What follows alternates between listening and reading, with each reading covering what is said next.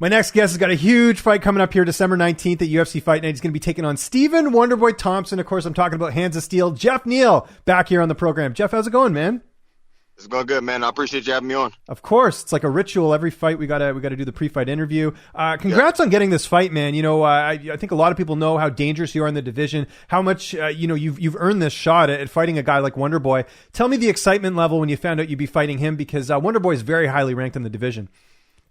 I'm super excited. I've had this year layoff, and it was just I was unsure on which direction I was going to go in my career. I was nobody wanted to fight me. I tried to lobby for these fights. I don't have a lot of fans. You know what I mean? Mm-hmm. A lot of people that really know who I am. So for Wonderboy to take this fight, I'm super excited about it. Couldn't be a better matchup. He's the best striker in the division until I fight him. But you know what I mean? Right now, he is the best striker in the division. So I'm excited to test myself against him. Yeah, and I know obviously before you were linked to fighting Neil Magny. I know some things have changed since then, obviously with your health issues and everything else. Was there ever any talks of rebooking that, or was it always the focus on just getting a fight, I guess? Yeah, no, I wanted that fight right after that. Once I started getting better, he tried to call out Hamzat, and I was like, no, we're gonna rebook this fight and we're gonna fight. Don't worry about Hamzat, worry about me. And I said a few things after that, but he didn't bite anymore. I guess he didn't want to fight me anymore at that point. I guess because he fought Robbie Lawler, so I guess I was above his pay grade at that point. But it's cool. I got the number 5 rank, dude. I don't need to fight him anymore. So does this mean, since you're fighting Wonderboy, that you technically ducked Hamzat? Is that accurate? Who, me, Doug? Yeah. I'm joking. I'm joking. Obviously, I'm joking. Oh, yeah. I was like, nah, I would fight that dude. No, I know. They would never do that fight, by the way, because obviously they want to give him someone highly ranked, and the risk is on Leon for taking that fight. It's not on Hamzat. If Hamzat loses, he can go back up to middleweight. If Leon loses, bye title shot. So you know what I mean. So. Oh yeah, that's gonna ruin everything he worked for. So I don't think he's gonna lose, but we'll see. Anyways, just so people know, Jeff and I have been doing interviews for a while. That's why I made the joke. I don't actually think that he's scared of fighting Chimaev, but you'll fight anyone. That's not just because I know the YouTube commenters are going to come out and say something about that. But I don't care. So last time we talked, obviously you were just recovering from your medical issue, and first off, glad to hear everything's a-okay and you're good to go. I wanted to know, when were you actually able to get back to training full time? Because it's obviously one thing to recover, but it's another thing to actually go full force into training. So I got sick. I think it was the beginning? It was the beginning of August, and then I was sick. I was sick for 2 weeks, and then I was on bed rest for another 3 weeks. So I finally got back to training full time in mid-September. Mm-hmm. Yeah. And it was kind of slowly progressing. Now I'm at the point where I'm really starting to ramp up my training. I just got done running for an hour and doing 30 minutes of shadow boxing right after that. So everything's good now. I feel back to my old self now. Yeah, now I feel really lazy after you telling me that. So there you go. I got to go do a marathon after this. I get paid for this. Yeah, that's true. Yeah, I don't get paid to run or anything like that. So Wonderboy, we know what he's going to bring to the table. He's got that karate style. He's a great striker. A lot of fighters have had trouble sort of figuring out that style. We saw that in the last fight with Luque. A lot of people are like, oh, Luque is going to knock him out, but Wonderboy was able to neutralize that. How do you feel like you match up against him here? I feel like I match up well, you know what I mean? Everybody, the thing I hate, Luque is a great fighter. He's a tough fighter, but I hate when people try to compare me to him. Okay, fair enough. You know what I mean? I was I don't fight nothing like Luque. You know what I mean? Luque has his own style, you know what I mean? He's great in the pocket. He's great at inside the pocket counters, but I have more to my striking game than just what they've seen. Everything they've seen has been just game plans. Yeah. You know what I mean? I fought and I stuck to my game plan, and I did exactly what I needed to do to win. Nothing more, nothing less. You know what I mean? So people think, oh, he's just gonna walk Wonderboy. You don't know what I'm gonna do. Nobody's seen my full style, my everything I got in my pocket. So I'm excited to show people another side of my striking rather than just what they've seen. Yeah, no, I agree. And I think every fight we've seen, an evolution in your game, I think, with every fight. And you're still relatively young, where it's you're at that point where it's you're just getting better every fight. So very interested, in terms of that. Did you watch my interview with Wonderboy? I don't know if you caught it or not, because that's literally what he said. Okay, so I wondered if you brought that up or not, because he literally said that in the interview. He's like, well, I beat Luque. It's the same thing. So I don't know. That kind of irked you a little bit? That's why I said, I was like, it's not the same thing. But I know, if he thinks it's the same thing, that's cool. Yeah, but all the power to him. Same thing. Yeah, exactly. Yeah. Training camp, your team's been on a roll. I know at the time we're recording this, we got a couple of your teammates fighting on the UFC card on Saturday. How are things going? The room must be pretty high. What's the word I'm looking for? The morale's high. That's kind of what I'm looking for. Yeah, the morale's high. Even when we do have bad weeks, the morale's still high. I feel like the morale gets higher when we lose. You know what I mean? Because everybody's in the gym pissed off and more motivated. You know what I mean? Because we don't, as a team, we don't like losing. We hate when our teammates lose. We hate it when, like, if one of us loses, like, we all hate it. So it's always been high and it always will be high. How was it seeing Damon Jackson get that big win a couple weeks back, just with everything he's been through with, the whole PFL thing, and then, him getting cut in the first place from the UFC? That must have been a nice boost to your team. No, I'm super, like, happy for Damon, you know what I mean? Because he's like the vet, like, you know what I mean? He's the dude in the gym that everybody, like, really looks up to, and then he got cut, and then he's been just grinding, trying to get back into the UFC, and for him to finally get in there and then get that finish, you know what I mean? I couldn't be more happy for him. And I know he's happy. You just see him in the gym. He don't smile too often, but now he's in the gym smiling, joking around, so I can tell he's really happy right now. Yeah, and obviously Miles Johns as well got a nice win, and it just, again, the momentum's been great. One teammate I wanted to ask with, I know he's one of the guys you train with a lot, Ramiz. How's he doing? Obviously that ear, that was a little bit gruesome, but I know he's a tough guy. I'm sure he's just ready to get back in there, but obviously kind of a weird outcome in that fight, right? No, he's good. You know what I mean? His spirits are high because at the end of the day, he hasn't fought for 2 years. Mm-hmm. And then he fought somebody that has 10 fights in the UFC on his debut. Yeah. And like, you know what I mean? I was telling him, like, because he fought him in a way that he's never fought anybody else before. Like, if you watch any of his previous fights, he goes for the takedown. This time he stood up and he banged with, like, a dude that's been in the UFC and is known for having wars, you know what I mean? And he was calm, he was relaxed, he never backed down. Every time he got hit, he kept on coming forward. Like, that he grew as a fighter.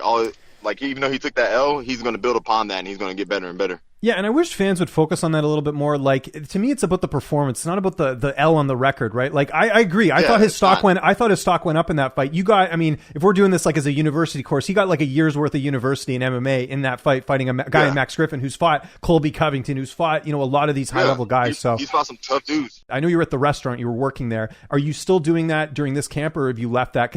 And I just want to clarify for people out there before anyone writes an article, you chose to go back because you wanted to help them out. You don't need the money. Just want to clarify that, right? Yeah. I do need the money, yeah, but like, it's well, not now I I imagine, but at the time you didn't. It was more of like you're helping them out. Yeah. The money's money. Like, the UFC money's not forever, and after this fight, I'm probably gonna work less or not work at all. But you know what I mean? I'm still working there. I'm only working like 3-4 days out of the week. I just worked last night and then had a struggle to get out of fucking bed to go run this morning. But look, you ran, you made time for the interview, you were on time. You didn't text me back yesterday, so I was like, oh, I hope you didn't forget. But here you are showing up. No, so I didn't. You can do it both, man. You got it organized, right? So that's good. Somewhat. And I'm trying my best. Have you noticed that people? I always ask you this about if people recognize you. I know they do, but the fact you're fighting Wonderboy, like, has that caught wind? Have people been like, hey, man, I can't wait for that fight? No, not yet. They will when the fight comes up, because you're the co-main event, right? I think it's going to be a big deal. I'm the co-main. Yeah, I'm the co-main. Yeah. So it should be a big deal because a lot of people are going to watch that fight because of the Hamzat shit. Oh, of course, the Hamzat effect, exactly. Even though he's main eventing me, like, you know what I mean, I don't mind. People watch the co-main too, so no, it's true. More exposure for me. No, I completely agree on that. Weight cut's going well. I know it's been about a year since you'll step in, or less than that. Yeah, I mean, I'm pretty sure it's going to go well. You know what I mean? Like, I know, like, I had some kidney problems whenever I got real sick, but I really don't feel like that's going to affect me. Right now, my weight's coming down. Everything just feels like nothing on my body feels out of whack. So I really feel like the weight cuts is going to be easy as usual. I imagine Safe's going to be in your corner. Who else will be in the cage with you that night? Safe, my other coach, Crew Kaseb, and then one more person. I don't know. I might get Coach Bertolino again for this one. He's my wrestling coach. Depending on that, like, I haven't decided if I want to wrestle. Yeah, we're still a long ways out. I mean, we're recording. What is it? A month away? Yeah, more than a month away. So I wanted to get you early because I know the media would ramp up once the fight happens. So yeah, not too sure on the wrestling aspect of my game plan, but we'll see. I'm gonna fit somebody else in, and we'll get it rolling. Without giving away the game plan, how's this fight playing out on December 19th? I'm going for the finish. I feel like for my career, I need to get the finish. Mm-hmm. So however that may be, or it might be a 3-round war. Who knows what it's like? And it really depends on how Wonderboy comes out to this fight. You know what I mean? It's a smaller cage, so I'm interested to see how he plays it. You know what I mean? Because how he plays it is how I'm gonna counter that. You know what I mean? So I got different things I'm gonna do depending on how he approaches the fight. So we'll see. Have you been practicing your Superman punch like Anthony Pettis?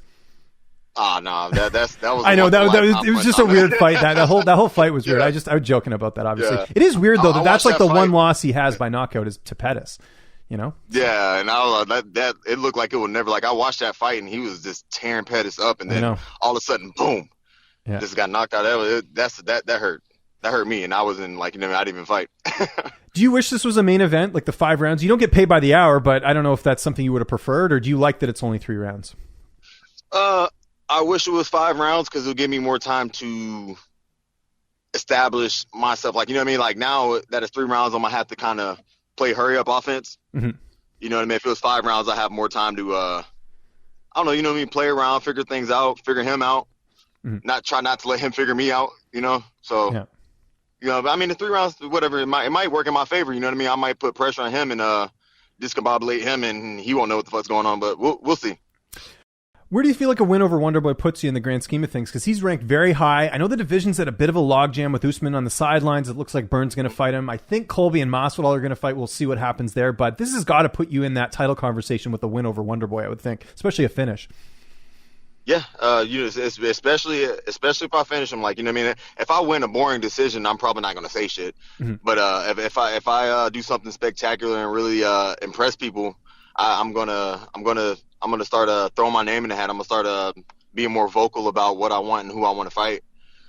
Absolutely. And I would feel like after I beat him, maybe one more fight, and then I'll fight for the belt, or maybe I'll go straight to the title shot, depending on the landscape of the division. But I feel I beat Wonderboy, I fight one more person, and then I'll fight for the title.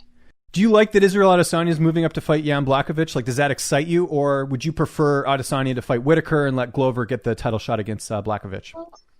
Why not? Let him fight Blachowicz or whatever.